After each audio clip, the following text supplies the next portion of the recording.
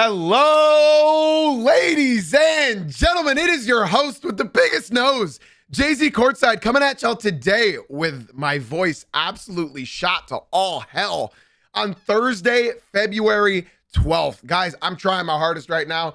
My voice is worse than it was yesterday. So my apologies to everybody who's tuning in, podcast listeners, streamers. My apologies. I'm not going to be able to give you the energy that you guys so desire and you're so used to, because my voice right now is absolutely shot to all hell, okay? But I did prepare you guys a really, really good episode today. So as we all know, All-Star Weekend is coming tomorrow. We're going to be talking some All-Star stuff tomorrow. Why not? We're going to end the week off with some All-Star talk. But not just that, ladies and gents. Today, we got a jam-packed episode, to be completely honest with everybody. We got a jam-packed one for y'all. We're going to be talking about some games from last night. Of course, we're going to be talking about some big games. We're going to be talking about any takeaways that we have.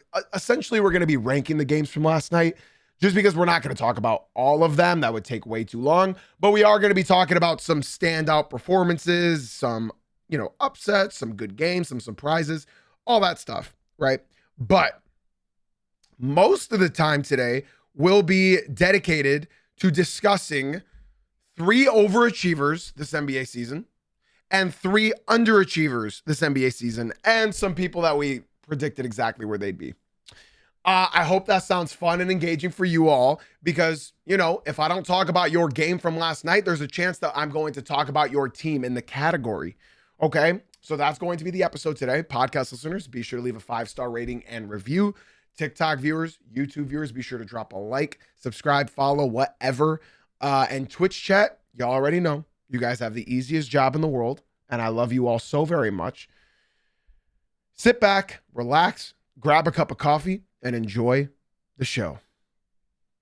Let's get started with my takeaways from last night's games, okay? The first game that I'll talk about briefly, it was, in my opinion, the most entertaining game from last night.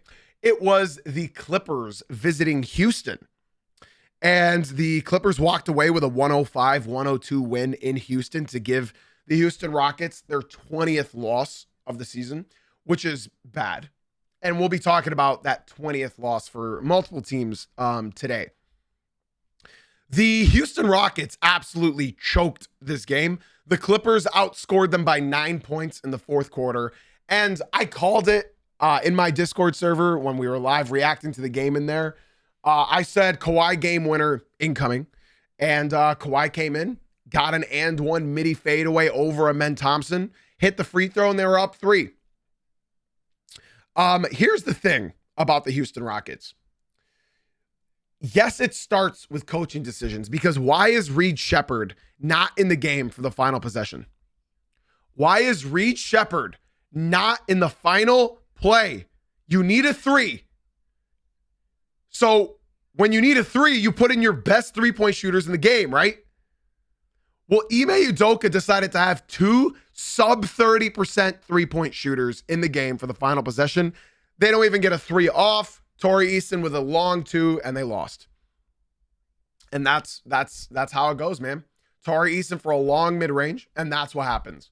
So my overall consensus on this is that their half-court offense is absolutely abysmal. I can't help but watch the Houston Rockets, and their basketball scheme is Kevin Durant, please save us. Kevin Durant is 37 years old. Kevin Durant also is not a clutch player. Can we all be honest with ourselves? We all know that. Kevin Durant is not a clutch player. And when you're relying on him in the clutch and no other help, what do you expect is going to happen? Now, I have a very important fact that I'm going to show you guys. And it's probably something that you guys are not ready for, okay? I can't believe this team did not make a move by the trade deadline. I'm going to show you guys a stat, okay? You guys know me. I don't really show y'all nitpicking stats. It's a very important stat. This guy is an all-star replacement this year. His name is Alperen Şengün. He likes to call female refs the B word and then apologize as if that makes it all happy. I have to show you guys something. And it's Alperen Şengün's stats this season. Alperen Şengün is officially shooting under 50% from the field as a 7-footer. He's shooting below 30% from 3 as a 7-footer. And he's also shooting below 70% from the free throw line. Guys, I think you need to understand what I'm showing you. He is shooting below 50% from the field, below 30% from 3, and below 70% from the free throw line. And on top of all of that, his one goal when he's on the court is to get foul calls. That's it. I don't know why it matters, but Şengün is Turkish. I don't know why that matters, but Alperen Şengün with just his stats are just disgusting right now. He's shooting sub 50, sub 30, and sub 70 as a star, as a superstar. Everybody was hyping him up. I don't get the hype right now. Now, I talked about this a lot. They don't have a playmaker. They don't have a playmaker. They don't have a playmaker. I don't know if they're hoping that Fred VanVleet can come back, but on a night that you need a 3 to finish the game, and you put 2 sub 30% three-point shooters in the game, what is the plan here? Kevin Durant is 37 years old. He did not come here to carry this team. We all know Durant. We all know him.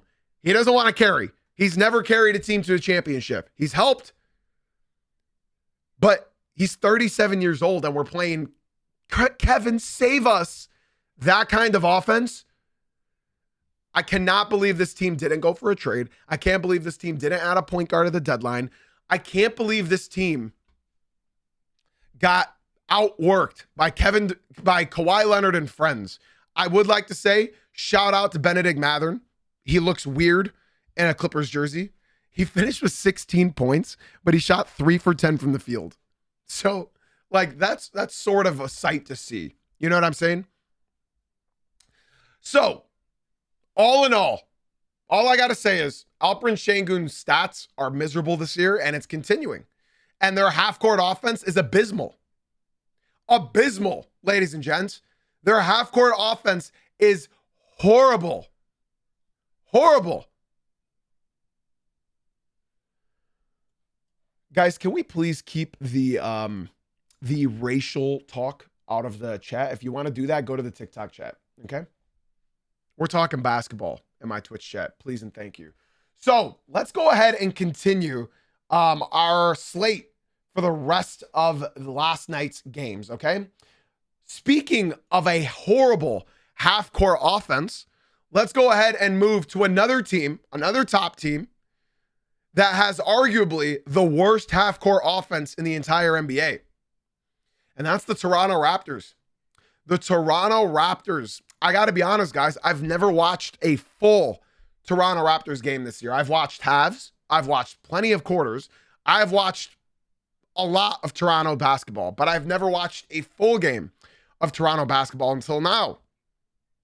The Detroit Pistons come into town, missing 3 of their top players. They're obviously missing Jalen Duren for the suspension. They're missing Isaiah Stewart for the suspension. And they're missing Ron Holland due to personal reasons. Let's talk about the Toronto Raptors and what they did last night. Well, the Pistons had Asar Thompson on Brandon Ingram, and he proceeded to get 13 points, 5 for 7 shooting, but he couldn't shoot. He kept passing up the ball because he couldn't shoot. So your best player on your team doesn't want to shoot threes because he can't shoot threes. And he's relying on mid-range jumpers. But when you have an athletic monster like an Asar Thompson on you, what are you going to shoot? The Toronto Raptors are a bottom 3 shooting team in the NBA, 3-point shooting team. And so are the Pistons. But then last night, the Pistons come into town and not just make more threes than them. Pistons got 14 threes. They out-rebounded the Toronto Raptors. Ladies and gents, I am a Pistons fan. Tobias Harris does not get rebounds anymore. Tobias Harris is old. He doesn't rebound the basketball. In fact, that's my biggest problem with Tobias Harris. Last night, Tobias Harris got 12 rebounds. 12, ladies and gentlemen. Tobias Harris, he got 12 rebounds. Not just that, the Pistons are without their 2 best big men and 3rd-string center, B-Ball Paul Reed, comes in and drops 22 points, 5 rebounds, 3 assists, 3 steals, 4 blocks. This guy had 7 stocks, 10 for 17 from the field. The Toronto Raptors, with Jakob Poeltl coming back, got out-rebounded by Paul Reed and Tobias Harris. Now, I've preached this all season long. Paul Reed can be a starter on over 10 teams in this NBA. Paul Reed can start on the Celtics, who's the 3rd seed in the East. Paul Reed can start on the Hornets. Paul Reed can start on the bottom 10 teams in the NBA. And yet Paul Reed, what a luxury to have. This man took a pay cut to stay with the Detroit Pistons. He took a pay cut to stay with the Pistons. And now he gets his time to play, doesn't know if he's playing this month, and all of a sudden steps up to the plate and he drops 22 points. In fact, I believe he had 18 points in the first quarter. That is the most points scored by any Piston this season in in the first quarter. So Tobias Harris and Paul Reed, they stepped up and they did their thing, missing their best big men. Okay? Not just that, Cade Cunningham. Oh my God. When Cade's 3 is falling, just pack it up. And I think I can speak for all Pistons fans here. When Cade's 3 is falling, pack it up. You're not going to win that game. It opens up the entire half-court offense when Cade is a threat rolling off of a screen. Cade shot 6 for 11 from deep. In fact, at one point in time, Cade was 6 for 7 from 3. And then Careless LeVert iced him out and didn't give him the ball for 5 minutes. So then Cade missed his next 4 threes. So I'm telling y'all, man. I'm telling y'all. Something really good about the Pistons that will hold up in the playoffs is their defense. The only thing that they need to get in charge of is their offense. They're playing with house money right now. They're doing whatever they want, and whatever happens this year happens. Great win from the Detroit Pistons last night. They made the Toronto Raptors offense look even worse than it actually was. It just shows that the Pistons have that next man up mentality, and that's what matters at the end of the day.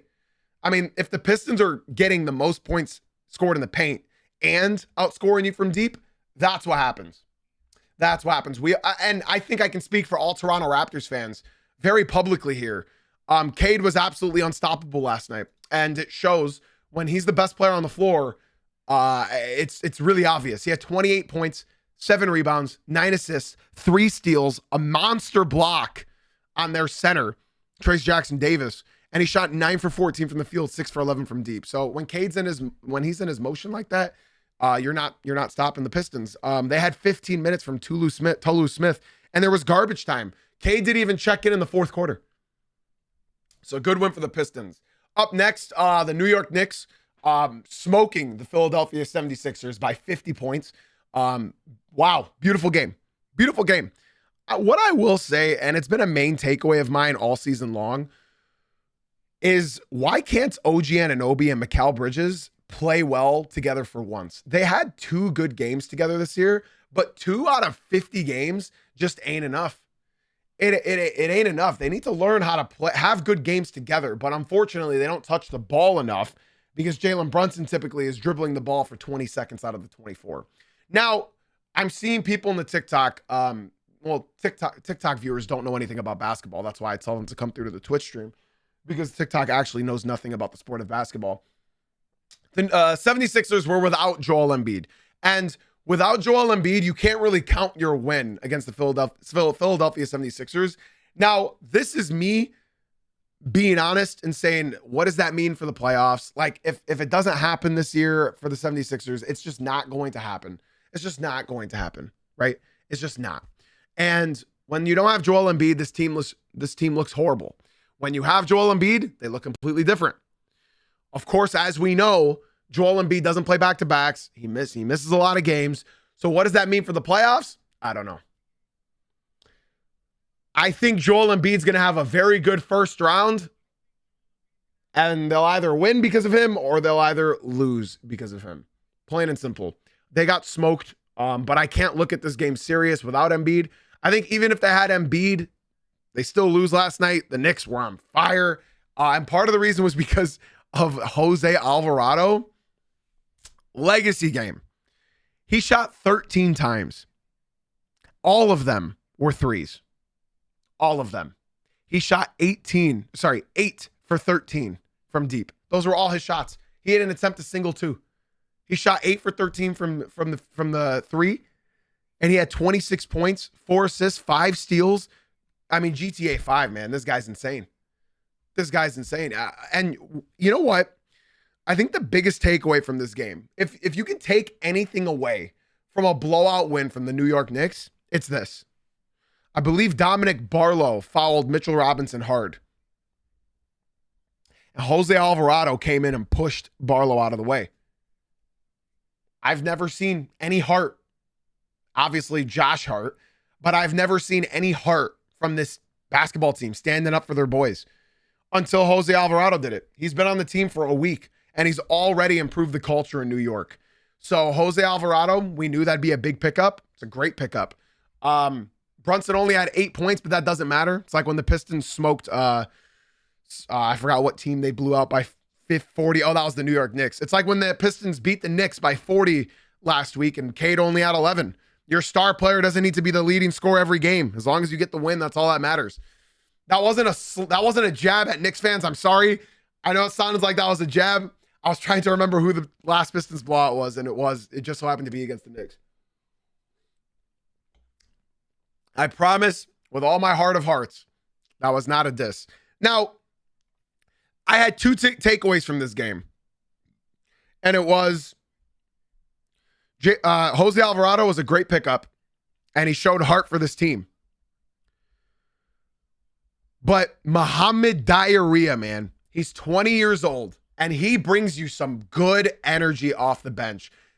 I like Diarrhea way more than Huck Porty. I think whenever Diarrhea plays, 10 plus minutes, you know you're going to have a good game from the New York Knicks. He's 20 years old. He's shown great flashes of young talent. When you don't have young talent on your team, my God, is it good to see that young talent. So shout out to Diarrhea. He did his thing. Huck Porty is just not good at basketball. Maybe they should have got rid of him and Yabusele. But Diarrhea, when he comes in, you really feel his impact and energy on the court. So shout out to him. Real long, lanky guy. He had 14 points, 5 rebounds, 5 for 10 from the field. It was unbelievable. And yeah, I think those are all my main takeaways. Now, what I will say is you see what happens to Knicks fans when they win versus when they lose, right? When they lose, they say it's because they were missing their backup center. The Knicks are too good of a team to be losing games because you're missing your backup center, okay? So I know Mitch is very important to this team, but you are not winning or losing games because you don't have your backup center, okay? I don't need to mention a team that's missing both their starting center and their backup center, but you guys get the gist of what I'm talking about. Let's move on to our next game. Buzz, buzz, buzz. Buzz, buzz, buzz. Charlotte Hornets. It was scary. It was scary. They almost choked this game away. They gave up 32 points to the Hawks in the fourth quarter. They got outscored by 11. They almost lost. But the Hornets pulled away. In fact, the Hornets hit 19 threes again. That's back-to-back games, dropping 19 threes. That's insane. What I will say, I've already watched the game's highlights, right? And when I watch the highlights, I watch the condensed version, so I see misses as well. I haven't looked at the box score for this game yet. My guess is LaMelo Ball took more than 15 threes. And I would rather those threes go to, what's his name? Con Knips. I haven't looked at the box score yet. LaMelo Ball attempted 18 threes. 18. He only made 1 2-point shot. He was 8 for 23 from the field. LaMelo Ball is one of the most selfish basketball players in the NBA. Be a full-time playmaker, dude. Why is Con Knippel getting 7 threes? Con Knippel shot 4 for 7. Increase that volume, he would have shot 8 for 14. Increase that volume again, he would have shot 12 for 21. I don't understand why LaMelo feels the need to dribble, through the legs, tween, step back, one-legged fadeaway three, over and over and over again. Brandon Miller had a great game. 31 points is incredible. Con Knips had a great game. PJ Hall actually had a decent game off the bench for once. LaMelo needs to just chill out sometimes, man. He does way too much. He's not that good of a player. The kids love him because he's swaggy, but LaMelo Ball's not a good basketball player. The Hornets could make the playoffs, to be honest. They could. But it really depends on what LaMelo Ball wants to do as their quote-unquote leader. We all know LaMelo's not the best basketball player on this team. B. Mill is. But the Charlotte Hornets now are the 9th seed. They're the 9th seed in the East. They're still not quite 500 yet. But the Hornets have a real chance at winning their division, which they've never done in their franchise history. The Magic and Heat are above them, but they are only 3 games behind the Heat and 4.5 games out of the 6th seed. 4.5 games. That's not crazy. At worst, the Hornets will be a play-in team. At worst. Now, if I was a Hornets fan, you do not want to play the Miami Heat in the play-in. You do not. They're champions. Play-in champions. You want to avoid one team, and it's the Miami Heat, because I don't think you'll beat them in their setting. You won't. You will not beat them. They are professional play-ins. Professional play-ins. Good win from the Hornets last night. Great win. Honestly, thank God the Hornets won this game, because their fan base would be honestly under fire. They would be losing their minds. So good thing they got that win. Up next, really quickly, the Magic fall to the Milwaukee Bucks 116-108. Cam Thomas is the story of this game. He came off the bench and shot 20 times, and he dropped 34 points. If you guys can do me one favor today, I don't ask you guys of much. Do me one favor. If you are a fan of the sport of basketball, please do me a favor. Go watch Cam Thomas's made shots from this game. Please. Please. Excuse me. Cam Thomas was taking ridiculous shots. In fact, I think his last 3 that put the nail in the coffin was a 40-foot three. He didn't need to take it. There was still 6 seconds left on the shot clock, and he just pulls it from 40 feet out, and he drills it damn near from the logo. Cam Thomas is a strict bucket getter. If he's not making his shots, he's useless. If he's making his shots, he'll get you a lot of points, but he's not doing anything else. He's not doing anything else. He's not moving the ball. He's not grabbing rebounds. Actually, last night he had 4, but that's because the Magic suck. And yeah, if he's not hitting his shots, he's breaking your team down. I do want to take a quick second. TikTok chat. If you guys are enjoying the stream, same with you guys in the YouTube. I already talked about Kawhi. You were late. If you guys are enjoying today's stream, be sure to go into the Twitch stream. It's Jay-Z Uncut on Twitch. The link is in my bio, guys. Come through. Come talk basketball. I really only read my Twitch chat. So if you guys want to come talk with us, interact with us, and just become a part of a great community that talks and enjoys basketball, be sure to come through to the Twitch stream. That's Jay-Z Uncut. It's the same name on TikTok. Come through to the Twitch stream. We would love to have y'all. When you swing on in, let me know what team you're a fan of. We'd love to see you guys. I see AJ, Cole, DC, all you guys, Zezar, Glau, all of you guys in the TikTok. I'd love to see you guys come through to the Twitch stream. Come join our community. Now, last note about this game is Jericho Sims went crazy. 6 for 6 from the field, 17 points. Kevin Porter Jr. had a triple-double.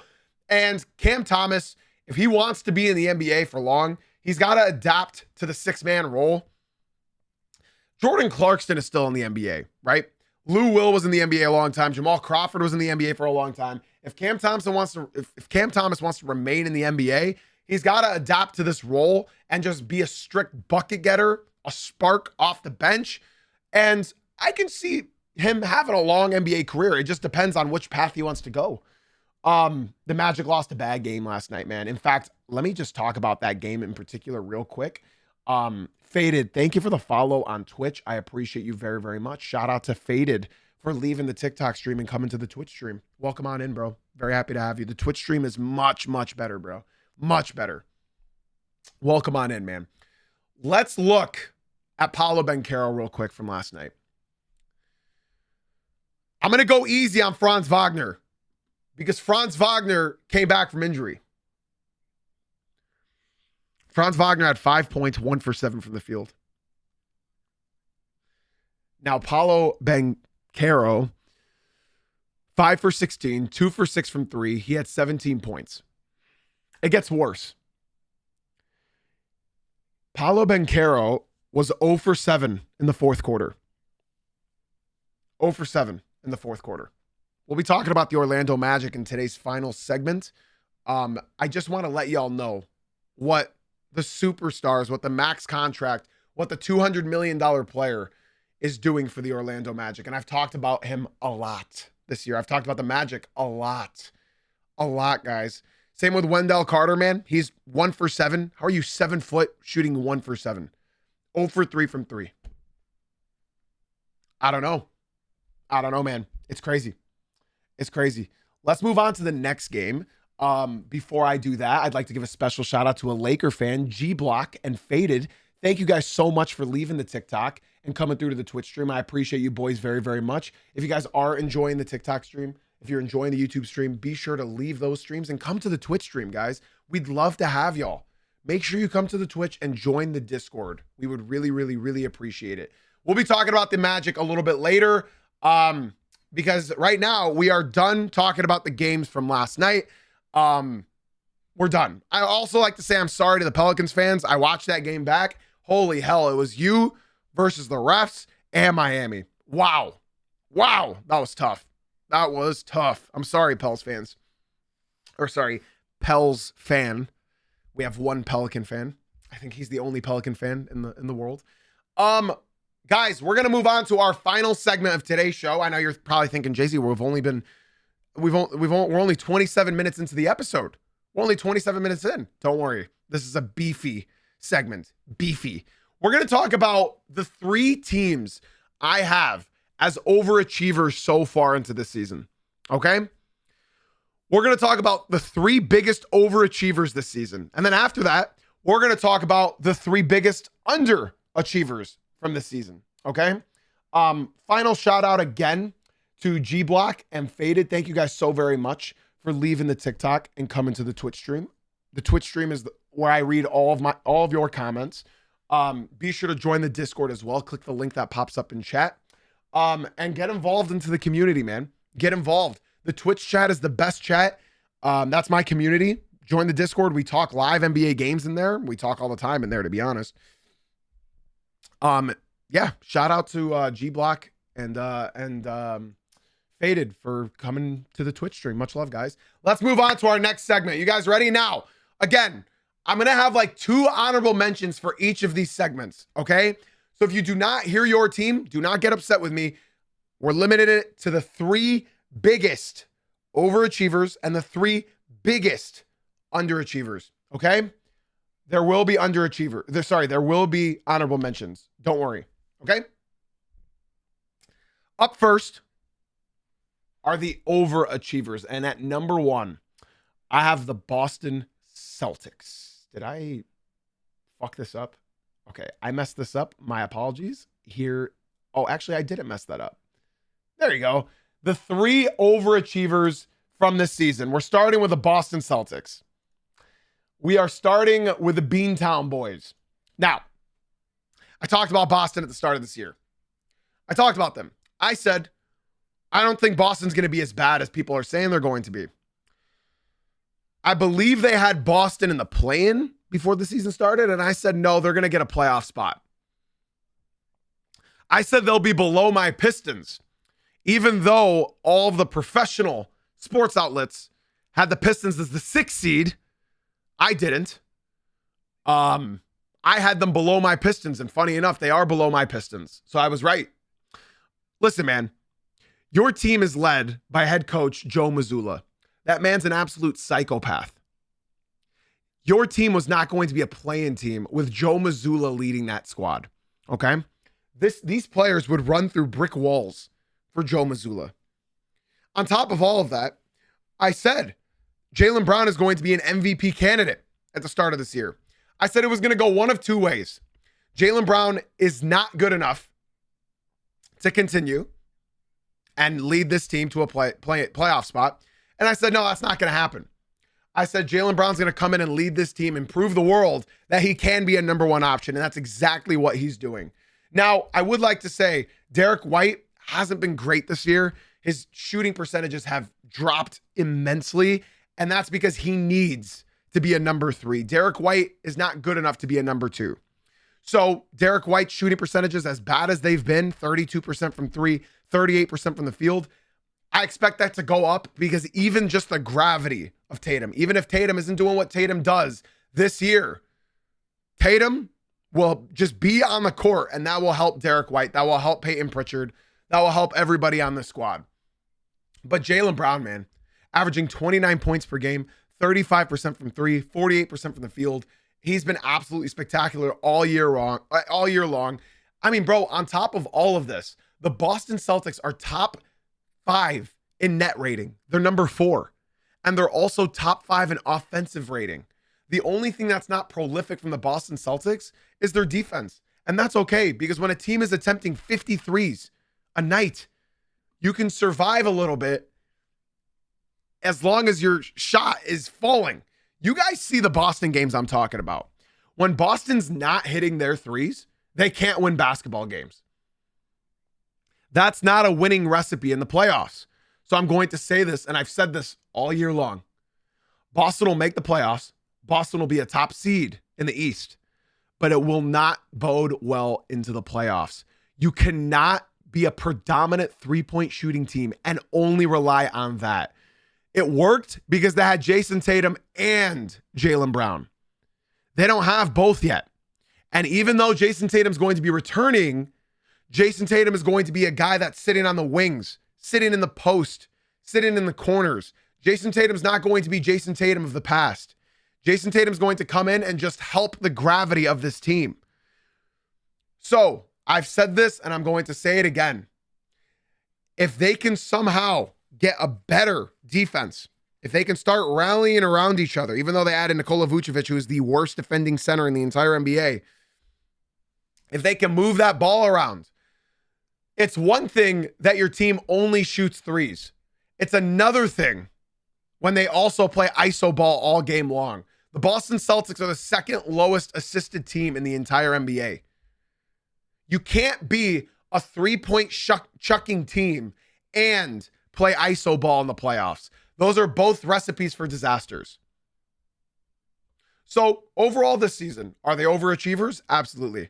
They are major overachievers. Nobody expected them to be a top 2 team in the East. Nobody expected them to be that. And they're doing exactly that right now. Jason Tatum's not going to come in and be Jason Tatum. Jason Tatum's going to come in and be a standstill shooter, catch and shoot guy for this team, and that's going to help. But if they don't improve their playmaking at all, or their defense at all, I don't see them making it out of the first round easily. Not easily. I believe last year they handled the Magic in 5 games. I'd say whoever they play, it will be 6 games in the first round. Obviously, matchup is important. But I genuinely believe the Boston Celtics could scare a lot of us in the playoffs. It's just going to matter on whether or not they're hitting their shots, and that's not a way that you want to win. Okay? Let's, did I not press there you go.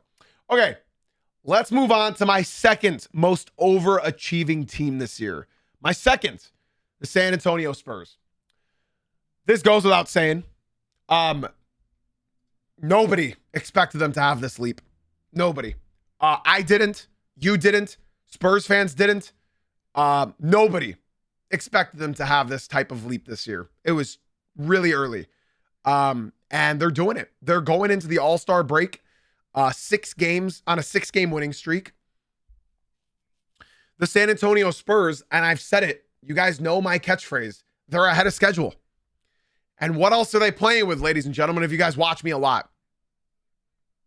They're playing with house money all year long. I thought this team would be a fringe playoff team. It would not have surprised me if they were a play-in team. People thought that they would improve, but improving upon, what were the Spurs last year? 24, 25 NBA records. I'm pretty confident they were very, very bad last year, if I'm correct. The San Antonio Spurs were, that's not that season. What season is this? Stupid ass. Okay, they were 13th. They were the 13th seed last year.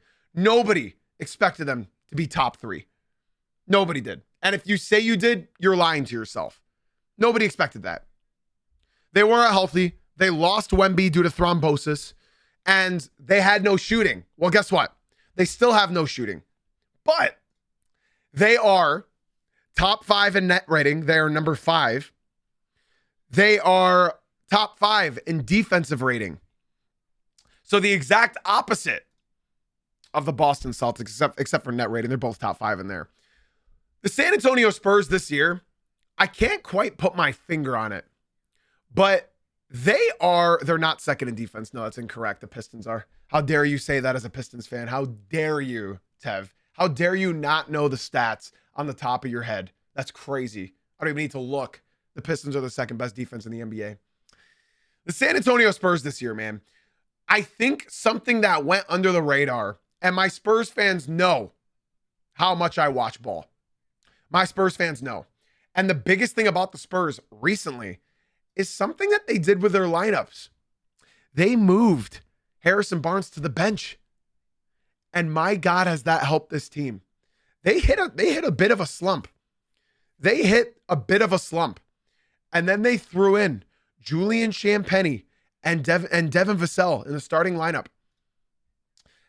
Champagnie didn't have a good game last night, but Champagnie opens the floor up. At least he's a threat from deep. Harrison Barnes has been okay shooting from deep this year, but Harrison Barnes' biggest issue is he's got a slow trigger. Julian Champagnie just flings that bitch up. If he's open, he's shooting it. And they need that in their starting lineup. So shout out to what the Spurs did. Having Vassell and Champagnie in the starting lineup has opened up this offense. And they looked very, very good going into the All-Star game. They looked very, very good. They also released Jeremy Sohan, which is great because Sohan is ass. I said it at the beginning of the year.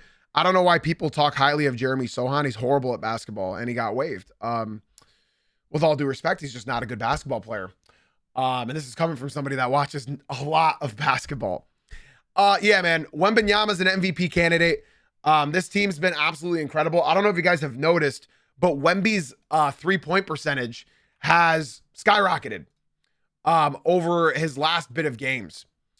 Wemby last 10 games. And just to show you, his 3-point percentage in his last 10 games, 33%. That's much better than it was for the rest of the year. So good to see his 3-point percentage is already 36%. The first 2 months of the season, he was averaging between 25 and 27%. So Wemby is stepping it up on around all facets of the ball. I really like the Spurs. They are, well, I mean, it's an improvement because the first 2 months of basketball, he was shooting 22% from 3, and he's brought that all the way up to 36%. So that was like the biggest slide that people had against Wemby, and he's showing himself, and he's doing really, really well right now, man. Yeah, man, the Spurs are my second most overachieving team in the NBA this year. That goes without saying. Nobody expected them to be this good. Nobody did.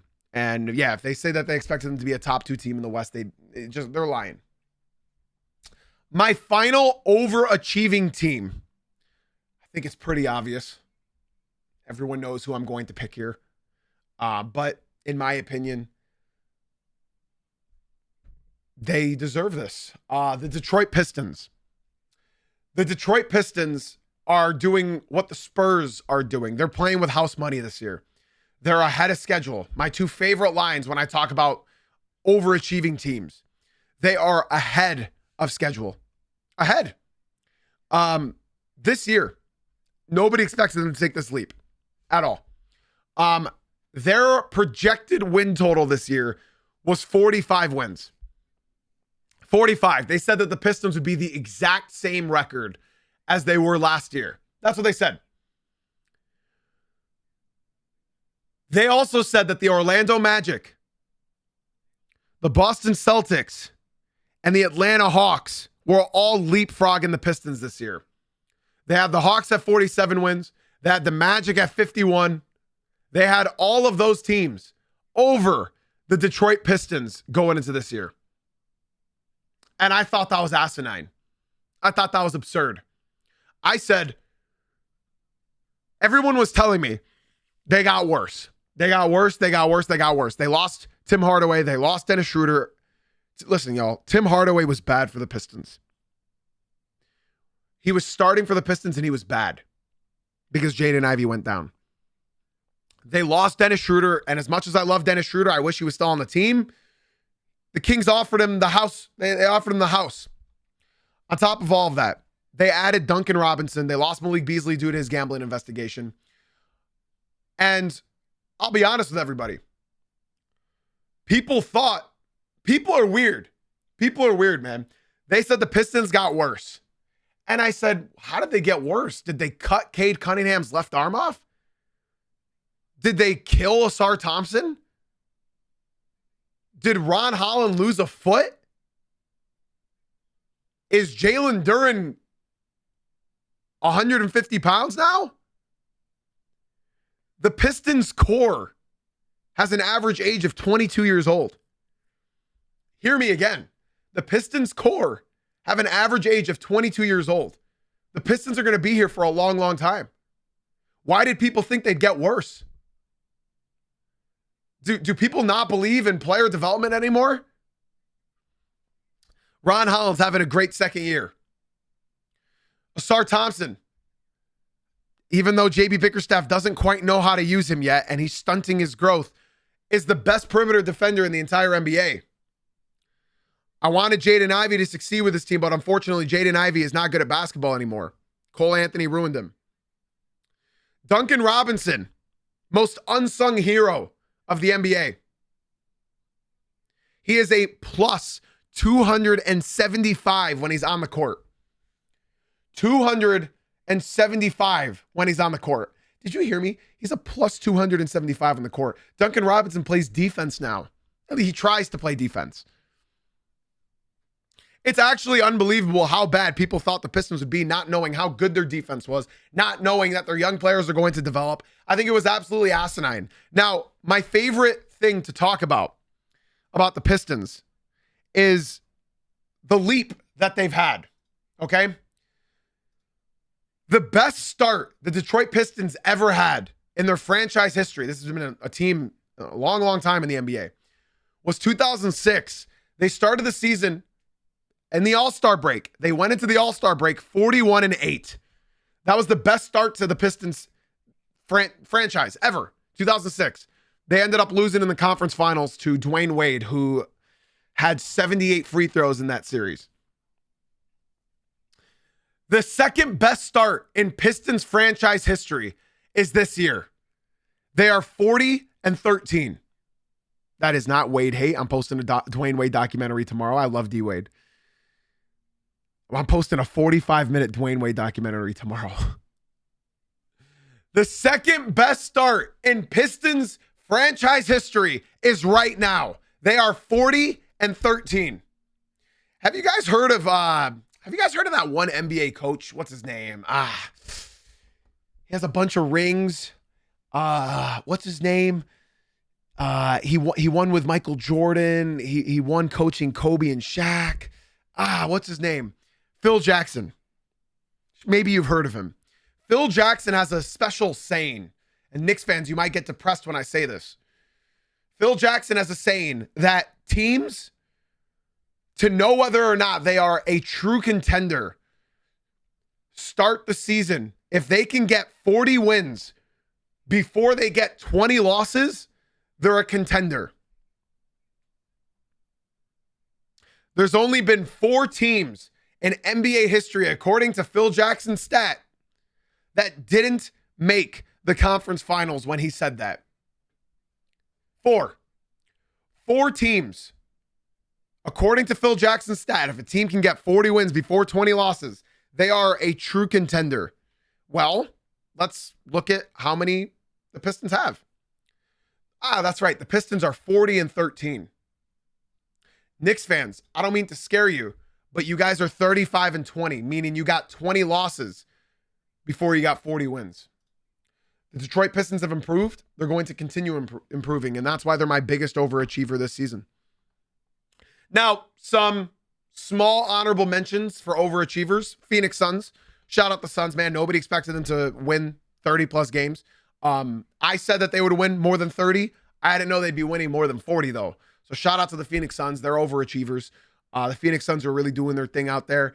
And I'd say that's about it. I don't think there's another overachieving team that we can think of. Yeah, no, there's none. Maybe no. That's it. Those are all my overachievers. Now, let's go ahead and move on. I see people say the Raptors, but the Raptors have a top 10 salary in the NBA. So if you call being a 5th seed overachieving for the Toronto Raptors, I'm sorry, man. I don't think you know what the definition of overachieving is. They're doing exactly what they should. They're top 10 in salary.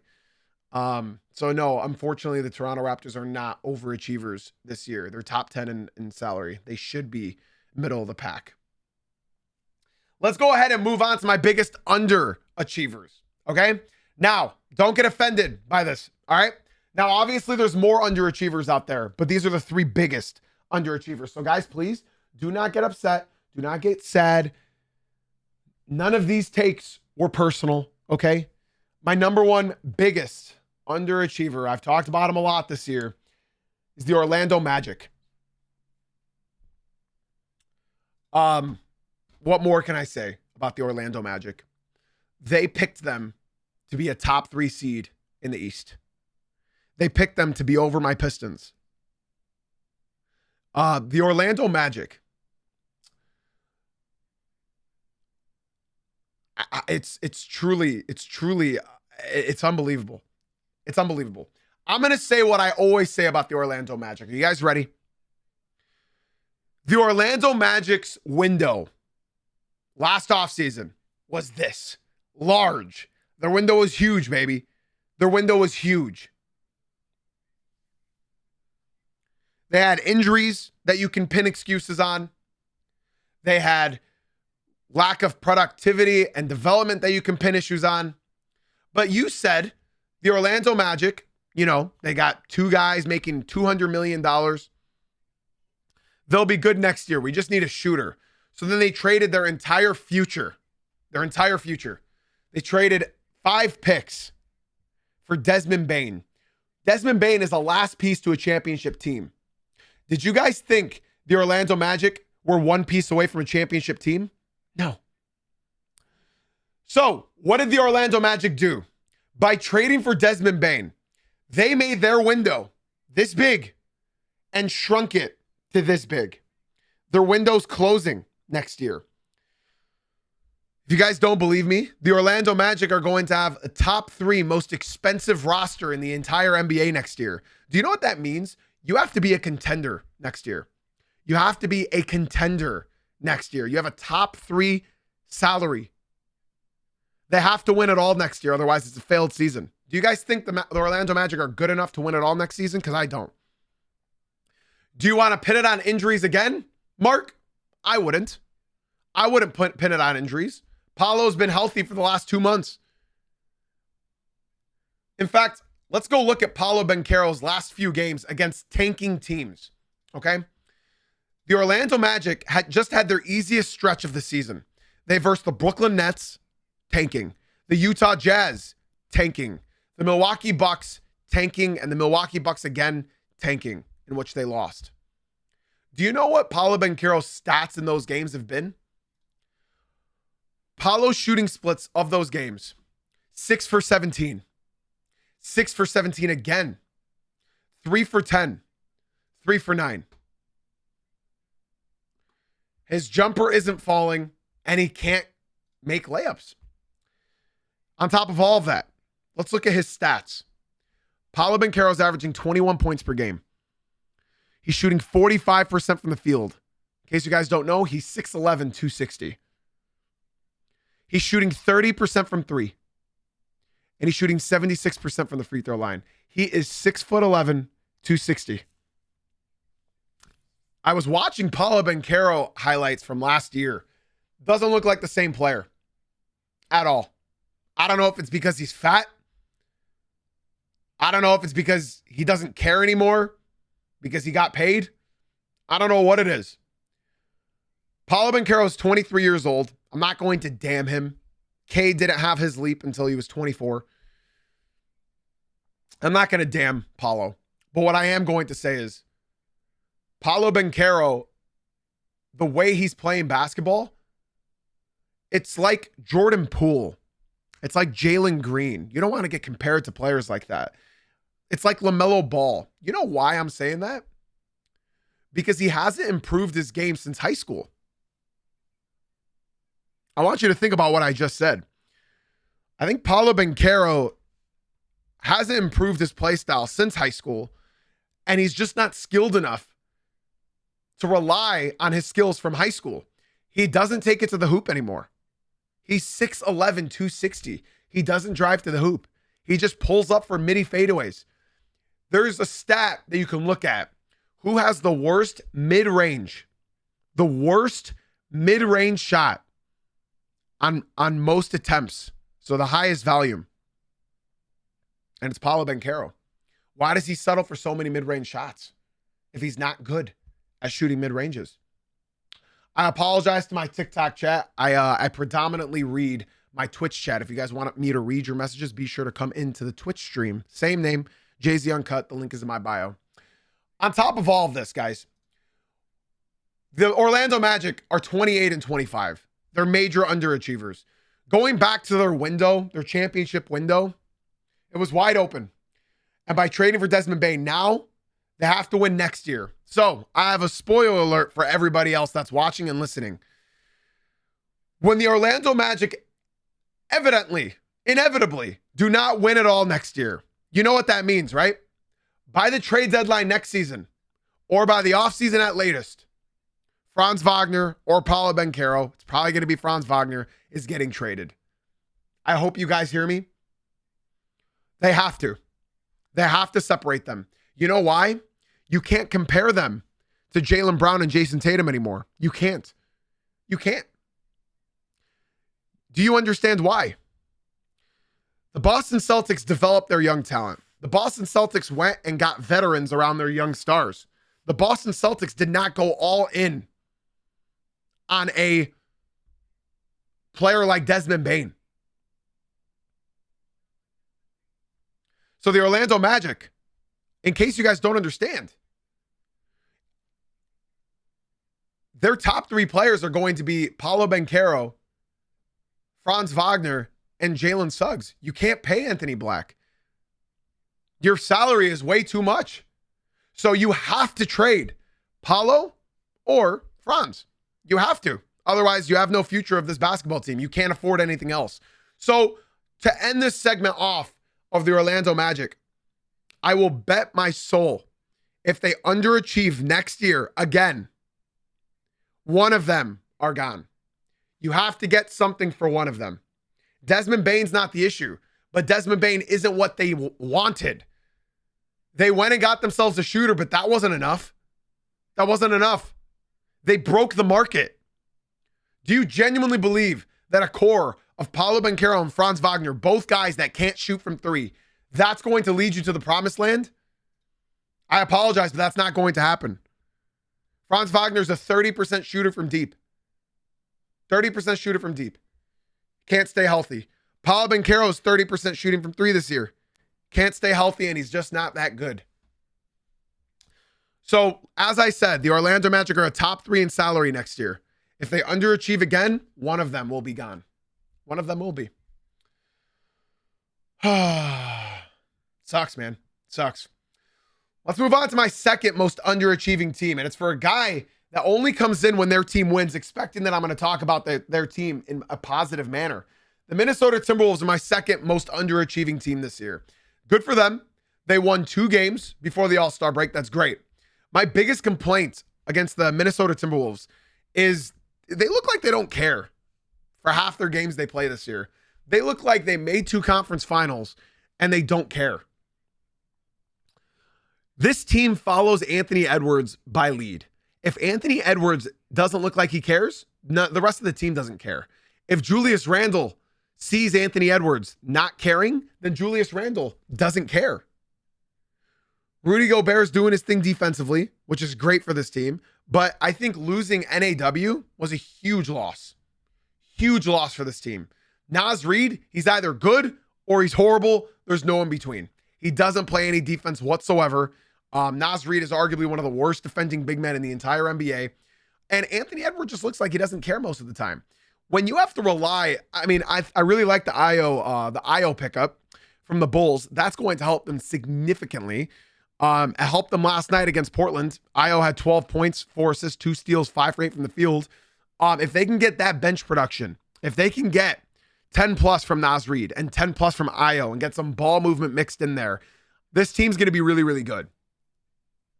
The issue is Anthony Edwards, if he doesn't care, then the rest of the team, he leads by example. I have not been impressed by the Minnesota Timberwolves. Now, they can still turn it around and surprise me. In case you guys don't remember last year, the Minnesota Timberwolves ended the season off going 18-2. In fact, they only lost 2 games, and they were both against the Indiana Pacers. I believe one of them, Obi Toppin, activated his magnet ball as well, if I'm remembering that correctly. I think the Minnesota Timberwolves can turn it around. What I will say, though, is if they don't make the conference finals this year at minimum, you need to look at this team in a more serious manner. You've made 2 conference finals, and you got smoked in both of them. Can you make it out? We'll see. Like I said, the Timberwolves finished last season 18-2. But right now, the Timberwolves can very well be in the play-in, just so we're all clear. They lost to the Pelicans and the and the Clippers in back-to-back games. They're lucky that the Suns and Lakers also lost on those same nights. Yeah, in case you guys don't know, the Minnesota Timberwolves are in the second apron. So technically speaking, they need to win this year. Otherwise, you will see them make a move. That's the issue for the Minnesota Timberwolves. They didn't make any marginal moves. And now, if they can have enough bench production, maybe they can make the conference finals again. This is their year. It has to be their year. It's truly unfortunate that they're in the second apron, but that's the way she goes, man. They have a very expensive roster. So they're my second. They've just looked disappointing this year. I'll be honest. They look disappointing. They look engaged one night, and they look horrible the next night. That's like my best way to describe them. My final underachieving team, and I saw my Knicks viewer said, I don't care, the Knicks are not underachievers. They are, though. My final underachieving team is the New York Knicks. This was their year. This was their conference. Nobody other than them and the Cavs were viewed as being relevant in the East. Every single NBA analysis, every single NBA fan said the Knicks are coming out of the East. This is the Knicks conference. They're coming out of the East. It's over. I love this comment by Quickscoping. When you don't meet expectations, you are an underachiever. And they are an underachiever this year, plain and simple. Plain and simple. They're a top 3 seed, and that's undisputed. But we were told that they were favorites. They were going to make it. They were favorites. They're going to make the finals. They're on pace to get one more win than last year. That wasn't what we were told. We were told they were going to run away with the East because there was no competition. And I hope you guys were here because I have a feeling Anthony missed the podcast yesterday. during my Knicks rant. Remember when I was looking at you guys through this camera for over a minute long? I'll be uploading that as a short, don't you worry, in case you missed it. The Knicks were favorites to win this year.